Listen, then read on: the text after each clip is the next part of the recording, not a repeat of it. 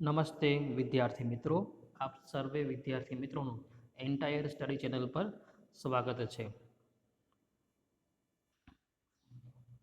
વિદ્યાર્થી મિત્રો, આપણે મેથ્સના પ્રેક્ટિકલની શરૂઆત આપણે કરીશું આજના લેક્ચરથી. અને ઘણા ખરા પ્રેક્ટિકલ તો આપણે થઈ પણ ગયા છે. પ્રેક્ટિકલ નંબર તમે મિત્રો જુઓ તો આપણે 19 ગ્રેગરી ન્યૂટન ફોરવર્ડ ડિફરન્સ ફોર્મ્યુલાથી લઈને 24 સુધીના પ્રેક્ટિકલ આપણે થઈ ગયા છીએ. હવે આજના લેક્ચરમાં આપણે પ્રેક્ટિકલ નંબર 1થી આપણે શરૂઆત કરીશું મિત્રો. થોડીક પ્રેક્ટિકલ વિશે બેઝિક તમને માહિતી આપી દો મિત્રો. પ્રેક્ટિકલ આપણે ટોટલ 100 માર્કનો હોય છે આપણે, અને એક્ઝામ આપણે એ પ્રેક્ટિકલ એક્ઝામ 2 સેશનમાં આપણે લેવાય છે, અને એ 50-50 માર્કનું એક સેશન હોય છે, બરાબર. એમાં આપણને વાયવા અને જનરલના પણ માર્ક એમાં હોય છે. હવે વાયવામાં મિત્રો કશું પૂછતા નથી. એમાં આપણને ફક્ત પેપરના નામ છે, બરાબર, પેપર નંબર છે, બરાબર, કે 304 તો પેપરનું નામ શું છે, 303 તો પેપરનું નામ શું છે. ઉપરાંત પેપરમાં આવતા યુનિટમાં કયા ટોપિક આવે છે તે પૂછે આપણને. ટૂંકમાં બહુ વાયવા જે પૂછે છે આપણને એ બહુ સરળ હોય છે. અને જનરલના પણ આપણે માર્ક હોય છે, બરાબર. એટલે વ્યવસ્થિત જનરલ આપણે બનાવીએ. તો પ્રેક્ટિકલ નંબર 1ની આપણે શરૂઆત કરીએ. આગળ પછી જેમ આપણે વધશું એમ તમને બીજી માહિતી અંદર પ્રેક્ટિકલ વિશે હું તમને આપતો રહીશ. તો પ્રેક્ટિકલ નંબર 1થી આપણે શરૂઆત કરીએ.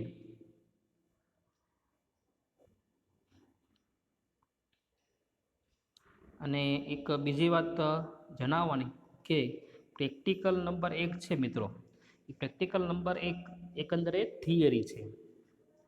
એ થિયરીના આધારે પછીના જે પ્રેક્ટિકલ છે, પ્રેક્ટિકલ 2, 3, 4, 5, 6 સુધીના જે પ્રેક્ટિકલ છે, એ 2 થી 6 જે પ્રેક્ટિકલ છે એ કોની ઉપર આધાર રાખે છે? પ્રેક્ટિકલ નંબર 1 ઉપર. એટલે પ્રેક્ટિકલ નંબર 1ની આપણને થિયરી આપણને આવડતી હશે તો આજે 2 થી 6 પ્રેક્ટિકલ જે છે એ આપણને સરળતાથી આપણને આવડી જશે. હવે મોસ્ટલી એક્ઝામમાં આપણે પ્રેક્ટિકલ નંબર 1 પૂછાતો નથી, બરાબર, કારણ કે એ થિયરી છે. કારણ કે આપણે બાકીના જે પ્રેક્ટિકલ છે 2 થી 6 એ કઈ રીતે સોલ્વ કરવાના એના માટેના આમાં આપણને થિયરી આપેલી છે. એટલે વધારે પૂછાવાની સંભાવના 2 થી 6માં હોય છે, બરાબર.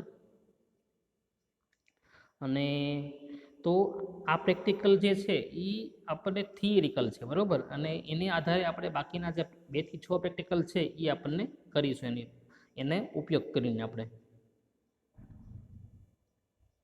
તો પ્રેક્ટિકલ નંબર 1ની શરૂઆત કરીએ આપણે હવે. મિત્રો, જનરલમાં તમે જ્યારે પ્રેક્ટિકલ લખો ત્યારે હાસ્યામાં ખાસ શું શું લખવાનું હોય તમને કહું. એક તો હાસ્યામાં તમારે પેજ નંબર લખવાનું રહેશે, ત્યારબાદ જમણી બાજુ ડેટ લખવાની રહેશે, પછી અહીંયા વચ્ચે પ્રેક્ટિકલ નંબર 1 હોય તો 1, 2 હોય તો 2, બરાબર. પછી પ્રેક્ટિકલનો તમારે શું લખવાનું રહેશે? એમ એટલે કે જે આપણને સિલેબસમાં આપ્યો હોય તે હેતુ લખવાનો, બરાબર. ત્યારબાદ પ્રેક્ટિકલ લખવાની શરૂઆત કરવાની. આટલી વસ્તુ બધામાં બેઝિક આવશે ટૂંકમાં. પછી ઉપરાંત જનરલના માર્ક સારા મેળવવા માટે આપણે જનરલ બ્લેક પેન અને બ્લુ પેન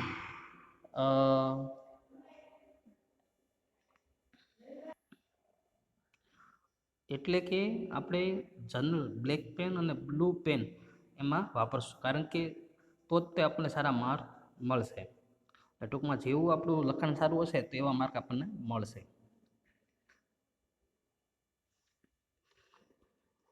તો પ્રેક્ટિકલની શરૂઆત કરીએ. આપણો હેતુ શું છે મિત્રો? એમ, the necessary information for tracing a curve defined in Cartesian, polar and parametric equation. બરોબર. આ આપણો હેતુ છે કે ભાઈ નેસેસરી ઇન્ફોર્મેશન આપો કોના માટે ભાઈ tracing a curve define in Cartesian polar and parametric equation માટે બરાબર. તો કાર્ટેશિયન પોલાર અને પેરામેટ્રિક ઇક્વેશન આ ત્રણેય માટે આપણે ટ્રેસિંગ કરવા માટે જે નેસેસરી ઇન્ફોર્મેશન છે એનો અભ્યાસ આપણે કરીશું. એ આપણો પ્રેક્ટિકલ છે, ટૂંકમાં થિયરી છે આપણે. તો એમાં પાર્ટ 1 લઈએ આપણે. આ આખું એક જે મિત્રો છે એ આખું સ્ટેપ બાય સ્ટેપ આપણને આમાં આપેલું હશે કે કોઈ પણ તમને ઇક્વેશન આપી દે કાર્ટેશિયન હોય કે પોલાર હોય કોઈ પણ હોય બરાબર, તો એને કેવી રીતે સોલ્વ કરવું તો એ સ્ટેપ બાય સ્ટેપ આપણને અહીંયા આપેલું છે બરાબર. કયો કેસ આવે તો શું કરવાનું એ બધું આમાં આપણને આપેલું છે. તો આ આપણે આગળનો જે પ્રેક્ટિકલ નંબર 2 કરીશું ત્યારે આપણે એ ફોલો કરીશું. એટલે આ થિયરી આપણા માટે યાદ રાખવી જરૂરી છે બરાબર. તો શરૂઆત કરીએ આપણે. તો the curve whose Cartesian equation F of x Y, એટલે કાર્ટેશિયન ઇક્વેશન આપણે લઈએ છીએ F of x Y equal to 0. અને તમે જાણો છો તેમ કે કાર્ટેશિયન ઇક્વેશનમાં શું હોય છે, એમાં એક્સ આમ વાય આમ હોય છે, 2D હોય તો દ્વિપરિમાણમાં હોય, તો ત્રિપરિમાણમાં હોય તો શું આવશે F of x Y comma Z equal to 0 બરાબર. તો અહીંયા F of x Y equal to 0 અને અથવા પેરામેટ્રિક ઇક્વેશન. પેરામેટ્રિક ઇક્વેશન એટલે શું કહેવાય પ્રાચલ સમીકરણ. તો X equal to phi of T Y equal to psi of T are given generally if an equation of a curve is in the form f of xy equal to 0 or y equal to f of x, we shall get following data for the it is a tracing. તો અહીંયા આપણને શું કહેવા માગે છે કે parametric જો Cartesian equation F of x Y equal to 0, parametric equation X equal to phi of T Y equal to psi of T બરાબર ગીવન આપણને આપેલું છે. તો if an equation of a curve is in the form F of x Y equal to 0 અને Y equal two શું લેવાનું આપણે F of X બરાબર. તો we shall get following data for the tracing માટે, એટલે કે કર્વ દોરવા માટે હવે આ નીચેના જે આપણને સ્ટેપ આપેલા છે એ આપણે હવે ફોલો કરીશું. તો ફર્સ્ટ સ્ટેપ જોઈએ આપણે. We shall determine the domain set of the function F. તો સૌ પ્રથમ we shall determine the domain set of the function F, એટલે શું કરવાનું કે આપણને જે સૌ પ્રથમ ફંક્શન આપ્યું છે એનું બરાબર, એનો પહેલાં આપણે ડોમેન ડિટરમાઇન કરશું, એટલે કે ડોમેન નક્કી આપણે કરીશું બરાબર. ડોમેન એટલે કે પ્રદેશ આપણે પહેલાં નક્કી કરીશું. તો ધેટ ઇઝ એટલે કે to determine that for which values of x Y exist. તો એ એક્સ વાય માટે એક્ઝિસ્ટ થાય છે બરાબર, એ આપણે ડિટરમાઇન કરીશું. ત્યારબાદ પછીનું સ્ટેપ જોઈએ.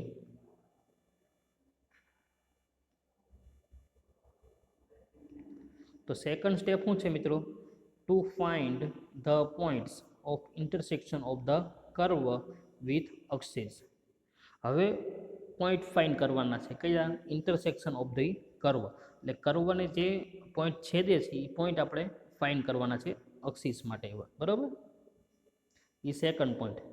તો પહેલા સ્ટેપમાં શું કરવાનું મિત્રો, ડોમેન નક્કી કરવાનો, પછી પોઈન્ટ ફાઇન્ડ કરવાના ઇન્ટરસેક્શન ઓફ ધી કરવાના. પછી ત્રીજો point, by choosing proper value of x to determine finite and infinite values of i. પછી શું કરશું આપણે પ્રોપર વેલ્યુ ચૂઝ કરશું આપણે કોના માટે એક્સ ટુ ડિટરમાઇન ફાઇનાઇટ અથવા ઇન્ફાઇનાઇટ વેલ્યુઝ ઓફ વાય માટે. તો આ ત્રીજું સ્ટેપ થયું આપણું. પછીનું સ્ટેપ જોઈએ. ચોથા સ્ટેપમાં શું કરવાનું છે આપણે, if the curve pass through origin then the equation of tangents to the curve at origin are obtained by equating to the 0 the terms of lowest degree of polynomial of f of xy. જો શું કહે છે આમાં આપણને કે ભાઈ curve જે છે કેમાંથી પાસ થતો હોય, કર્વ એટલે કે વક્ર, વક્ર શેમાંથી પાસે ઓરિજિન એટલે કે ઉદ્ગમ બિંદુમાંથી પસાર થતો હોય તો ઇક્વેશન ઓફ ટેન્જન્ટ એટલે કે ટેન્જન્ટ એટલે કે સ્પર્શકનું સમીકરણ to the curve at origin, તો ક્યાં મળશે આપણને? ઓરિજિન પાસે આપણને મળશે. Are obtain by equating to the zero the terms of lowest degree of polynomial, બરાબર, એટલે કે બહુપદીની જે લોએસ્ટ ડિગ્રી હશે, બરાબર, એ આપણે ઝીરો તરીકે કન્સિડર કરીશું. પછીનો પોઈન્ટ પાંચમો, two determine symmetry of the curve, એટલે કે સિમેટ્રી માટે જે ડિટરમાઇન કરવાનું છે કરવાની તે આપણે જોઈએ તો પહેલો પોઈન્ટ એમાં સબ પોઈન્ટ છે. પહેલો, if F of x comma minus y equal to F of x y હોય, then the curve is symmetrical about x axis. જ્યારે આ પ્રકારનું આપણે મળતું હશે રિઝલ્ટ, ત્યારે જે કર્વ હશે કોને સિમેટ્રિકલ હશે? બરાબર, કોને સંમિત હશે? એક્સ અક્સિસને સંમિત હશે. આ ફર્સ્ટ પોઈન્ટ પાંચમાનો. પછી આગળ જોઈએ. હવે પાંચમાનો આપણે જોઈએ મિત્રો, તો ફર્સ્ટ પોઈન્ટ જોઈએ આપણે. હવે સેકન્ડ પોઈન્ટ જોઈએ. તો સેકન્ડ પોઈન્ટમાં આપણે શું કહે છે કે if F of minus X comma Y equal to F of x comma Y, જ્યારે આ પ્રકારનું રિઝલ્ટ આપણને મળતું હશે મિત્રો, તો curve is symmetrical about Y axis. જ્યારે આ પ્રકારનું રિઝલ્ટ મળતું હશે ત્યારે કર્વ કોને સિમેટ્રિકલ હશે? વાય અક્સિસને. જ્યારે અહીંયા minus F of X minus Y હોય તો કોને સિમેટ્રિકલ હોય છે? X axis. પણ જ્યારે આ કેસ હશે માઇનસ એક્સ હોય, બરાબર, ને પ્લસ વાય હોય, ત્યારે વાય અક્સિસ માટે હોય સિમેટ્રિકલ. પછીનો કેસ જોઈએ. બંને માઇનસ હોય, જો એફ ઓફ માઇનસ એક્સ અને વાય પણ કેવો હોય? માઇનસ હોય, equal to F of x comma Y, ત્યારે આ પ્રકારના જે રિઝલ્ટ મળે છે આપણને, ત્યારે કર્વ સિમેટ્રિકલ હશે કોને? અબાઉટ ઓરિજિન, ઉદ્ગમ બિંદુ માટે, બરાબર. બંને માઇનસ હોય તો ઓરિજિન આવશે. પછી માઇનસ વાય હોય તો એક્સ અક્સિસ, પછી માઇનસ એક્સ હોય તો વાય અક્સિસ. ઓકે. પછીનું જોઈએ પોઈન્ટ પાંચમાનો ચોથો, if the equation is unchanged by interchanging x and y, then the curve is symmetrical about straight line y equal to x, etc.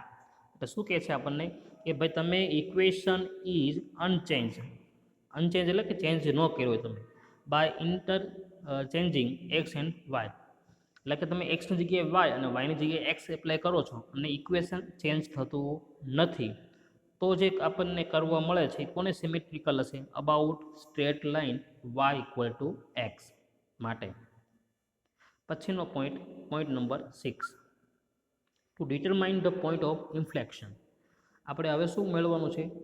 Point of inflection, કે જે function આપ્યું છે એનું શું ગોતવાનું? પોઈન્ટ ઓફ ઇન્ફ્લેક્શન આપણે મેળવશું. ત્યારબાદનો point, to find asymptotes of the curve and to determine the position of the curve with respect to them. પછી શું કરવાનું છે? એસિમ્પટોસ. છઠ્ઠામાં આપણે પોઈન્ટ ઓફ ઇન્ફ્લેક્શન મેળવશું, પછી એસિમ્પટોસ આપણે મેળવશું. પછી જોઈએ આગળ આઠમો point, to determine in which intervals curve is concave upwards or concave downwards. Inflection મળી જાય, પછી એસિમ્પટોસ મળી જાય, પછી આપણે કોન્કેવ અપવર્ડ્સ કે ડાઉનવર્ડ્સ છે તે આપણે કહેવાનું છે. આજે મિત્રો પોઈન્ટ ઓફ ઇન્ફ્લેક્શન છે, એસિમ્પટોસ છે, અપવર્ડ્સ, ડાઉનવર્ડ્સ, આ બધી વસ્તુ આપણે પેપર નંબર જે છે આપણો 303 એનું પહેલું યુનિટ છે, બરાબર, એ જે આપણે બાકી છે. એટલે થિયરી આપણે જ્યારે ભણશું ત્યારે વધારે તમને ખ્યાલ આવશે. પછીનો પોઈન્ટ નવમો, to find dy by dx, if possible determine the point on the curve at which dy by dx equal to 0 or infinite if y greater than 0 in interval I1, then the curve is strictly increasing in the interval I1, and if y less than 0 in interval I2, then the curve is strictly decreasing in interval I2. તો આમાં બે વસ્તુ છે મિત્રો કે આપણને y greater than 0 મળતું હોય બરાબર I1 માટે, તો કર્વ કેવો આવશે, સ્ટ્રિક્ટલી કેવો આવશે, ઇન્ક્રીઝિંગ આવશે ગ્રેટર દેન 0 માટે. અને લેસ દેન 0 આવે y લેસ દેન 0, તો કર્વ એટલે કે વક્ર કેવો આવશે, સ્ટ્રિક્ટલી ડિક્રીઝિંગ એટલે ઘટતો આવશે બરાબર, ચુસ્ત ઘટતું આવશે. કેમાં, I2 ઇન્ટરવલ માટે. તમે આપણે એક્ઝામ્પલ કરશું મિત્રો એટલે વધારે તમને ખ્યાલ આવશે.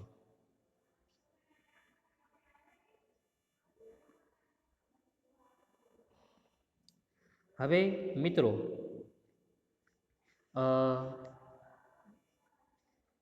દસમું જોઈએ point, to determine the loops of the curve if exist. Determine એટલે કે મેળવું, જો લૂપ એટલે કે લૂપ શક્ય હોય કર્વનું તો આપણે એક્ઝિસ્ટ હોય એટલે કે કર્વનું લૂપ અસ્તિત્વ ધરાવે તો તે આપણે મેળવશું બરાબર મિત્રો. પછીનો જે પોઈન્ટ છે 11th to determine in which interval the curve is increasing or decreasing. એટલે કે ઇન્ટરવલ કર્વ ઇઝ ઇન્ક્રીઝિંગ અને ડિક્રીઝિંગ ડિટરમાઇન તે આપણે મેળવવાનું. પછી 12મો point, to determine the double points if exist. જો ફંક્શન માટે ડબલ પોઈન્ટ અસ્તિત્વ ધરાવે તો તે આપણે મેળવવાનું બરાબર. તો અહીંયા આપણો જે પ્રેક્ટિકલ નંબર 1 છે મિત્રો તે આપણો અહીંયા પૂર્ણ થાય છે બરાબર. એટલે કે પ્રેક્ટિકલ નંબર 1 છે અહીંયા પૂર્ણ થાય છે. હવે મિત્રો એક અહીંયા જો બીજું એક વસ્તુ છે પાર્ટ 2. તો પાર્ટ 2 જે છે મિત્રો એ પ્રેક્ટિકલ નંબર આપણો 7 છે સિલેબસ પ્રમાણે. પ્રેક્ટિકલ નંબર 7 છે સિલેબસ પ્રમાણે 7મો ક્રમ છે એમાં. તો જ્યારે આપણે 7મો પ્રેક્ટિકલ લખશું જનરલમાં ત્યારે આપણે આ પાર્ટ લખવાનો રહેશે બરાબર.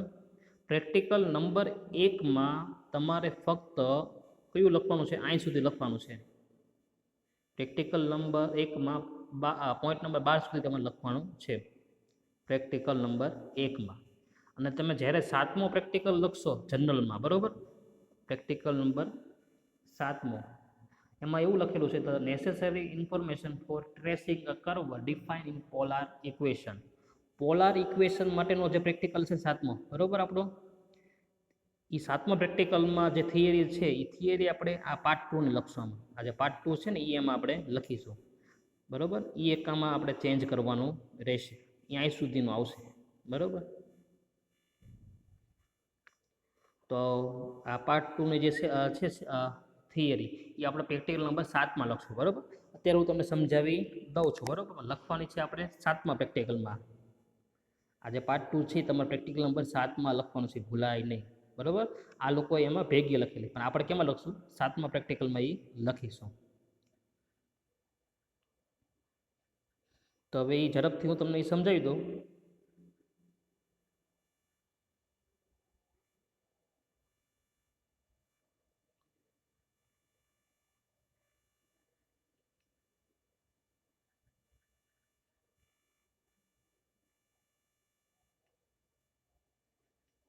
તો tracing the curve define in polar equation R equal to F of theta બરાબર.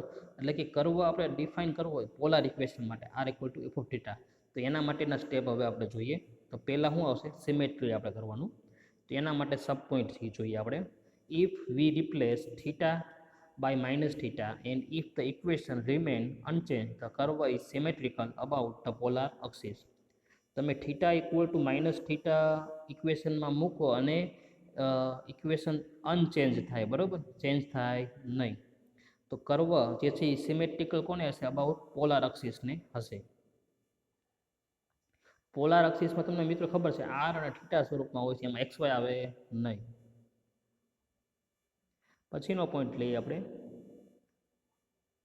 If we replace theta by minus pi minus theta આપણે કરીએ, થીટાની જગ્યાએ પાઈ માઇનસ થીટા કરીએ replace. And if the equation remain unchange the curve is symmetrical with respect to normal axis through pole. એ ધ્રુવમાંથી પસાર, pole એટલે કે ધ્રુવમાંથી પસાર થાય, બરાબર, જો અનચેન્જ હોય તો ઇક્વેશન. થીટાની જગ્યાએ તમે પાઈ માઇનસ થીટા મૂકો તો. પછીનો point, if we replace theta by pi by 2 minus theta and if the equation remains unchanged the curve is symmetrical with respect to line y equal to x. એટલે કે તમે થીટાની જગ્યાએ pi by 2 minus theta અને equation unchanged હોય તો curve symmetrical કોને હશે? Respect to line y equal to X માટે હશે. આ બધી જે થિયરી છે મિત્રો એ તમારે કેસ યાદ રાખવાના છે કે ભાઈ થીટાની જગ્યાએ તમે પાઈ માઇનસ થીટા મૂકો ને ઇક્વેશન અનચેન્જ હોય તો એ કોને સિમેટ્રિકલ હશે? With respect to normal axis through pole. પછીનો point, if curve is symmetrical with respect to the initial line as well as normal axis then the curve is symmetrical with respect to pole. Second point, હવે if r equal to 0 હોય ને theta કેમાં હોય? r માં, એટલે કે real number હોય, then curve pass through the pole. એટલે r equal to 0 અને થીટા belongs to r હોય તો કર્વ કેમાંથી પસાર થશે? પોલમાંથી, બરોબર. રિજિયન એટલે કે પ્રદેશ, if r equal to શું હોય? f of theta હોય, is imaginary for theta belongs to theta 1 to theta 2 then there is no portion of the curve lies theta 1 to theta 2. પછીનો પોઈન્ટ હજી એમ જ છે, if a greater than b greater than 0 and r maximum f of theta 1 equal to a and r minimum f of theta 2 equal to b then curve lies entirely within the circle r equal to a and entire outside of the circle r equal to b.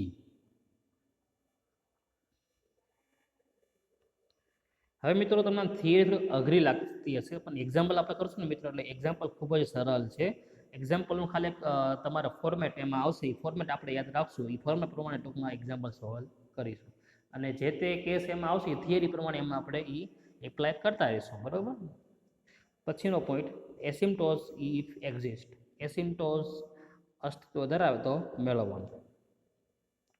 Values of phi we know tan phi equal to r d theta by dr if theta equal to 0 implies theta equal to theta 1 then the line theta equal to theta 1 is tangent to the curve of point theta 1 and theta equal to pi by 2 implies theta equal to theta 2 then line theta equal to theta 2 is tangent to the curve at point theta equal to theta 2 which is perpendicular to initial line.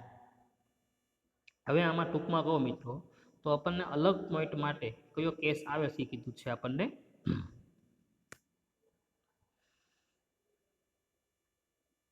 હવે theta equal theta is tangent એટલે કે સ્પર્શક two the curve eight point theta equal theta 2 A which is perpendicular એટલે કે લંબ હશે initial line, શરૂઆતની લાઈને કેવો હશે? એ લંબ હશે જ્યારે એ વસ્તુ બને ત્યારે. હવે મિત્રો point number 6, if dr by D theta greater than 0, બરોબર, તો ઇન I1 એટલે બીજું કાંઈ નહીં મિત્રો, આપણે ફંક્શન જે મળશે જે સંકલન કરશું એને આપણે I1 કહેશું, બરોબર. તો એને આપણે I1 તરીકે લઈએ છીએ. I એટલે શા માટે? ઇન્ટિગ્રેશન, ઇન્ટિગ્રેશનનો પહેલો અક્ષર આવે I એટલે એને આપણે I1 દર્શાવીએ છીએ. તો જ્યારે dr by d theta greater than 0 in I1 then the curve is strictly increasing in I1 and if dr by d theta less than 0 in I2 then the curve is strictly decreasing in I2. Taking the above points in consideration we can draw the required graph of the curve, બરોબર. બહુ સરળ છે કે dr by D theta greater than 0 હોય બરાબર in I1, તો than curve આપણને કેવો મળશે, સ્ટીકલી કેવો મળશે આપણને, ઇન્ક્રીઝિંગ, એટલે કે ચુસ્ત વધતું મળશે કર્વ આપણને જ્યારે આ કેસ હોય ત્યારે. પછી D R by D theta less than 0 કોના માટે, I2 માટે, ત્યારે આપણને લેસ દેન 0 હોય, 0 કરતાં નાનું હોય તો કર્વ આપણને કેવો મળશે, સ્ટ્રીકલી ડિક્રીઝિંગ મળશે, એટલે કે ચુસ્ત ઘટતું મળશે આપણને. લખ્યું છે ને, સ્ટ્રીકલી ડિક્રીઝિંગ ઇન I2. તો પછી આટલું થઈ જાય પછી એ પોઈન્ટને લઈને આપણે શું કરશું, એનો ગ્રાફ ડ્રો કરીશું, બરાબર.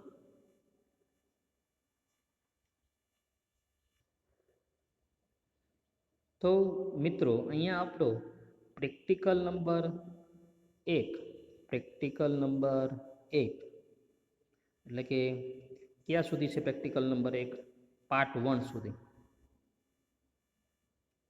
તો પ્રેક્ટિકલ નંબર 1 તમારે આ સુધી લખવાનો રહેશે, બરાબર. પછી પ્રેક્ટિકલ નંબર આપણે જે કેટલામાં છે, પ્રેક્ટિકલ નંબર 7. તો પ્રેક્ટિકલ નંબર 7 જે છે આપણે પોલાર ઇક્વેશન માટેનો ગ્રાફ પ્રેક્ટિકલ છે, જે થિયરી, એ આપણે પાર્ટ 2 થી શરૂ થશે. એ તમારે ક્યાં સુધી લખવાનું, પાર્ટ 2 થી લઈને